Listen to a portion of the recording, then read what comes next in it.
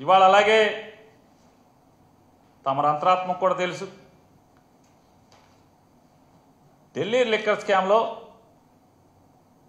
తమరి పేరు లేనంత మాత్రాన తమరి డబ్బు ఉందనేది కూడా తమరి అంతరాత్మకు తెలుసు. ఆ డబ్బు ఎవరి ద్వారా దాంట్లో పెట్టామో మన పేరు లేనంత మాత్రాన మనమేం నీతి కబుర్లు చెప్పాల్సినటువంటి పని లేదు. నీతి కబుర్లు చెప్పినా రాజకీయ వ్యవస్థలో ఈ విషయాలు తెలిసిన వాళ్ళందరూ కూడా నవ్వుకుని పోయే పరిస్థితి తప్పితే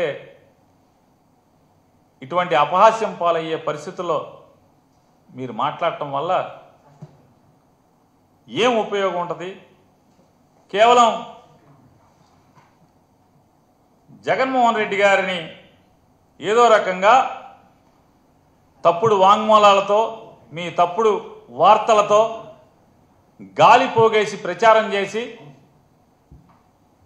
టీవీల్లోనో పేపర్లోనో లేదా పార్లమెంట్లోనో అసెంబ్లీలోనో కౌరవులు లాంటి మీరందరూ కూడా కౌరవ సభలో మాట్లాడినంత మాత్రాన జగన్మోహన్ రెడ్డి గారికి కానీ వైఎస్ఆర్ కాంగ్రెస్ పార్టీకి కానీ జరిగే నష్టమేమీ లేదు, జంకేది లేదు, బొంకేది లేదు.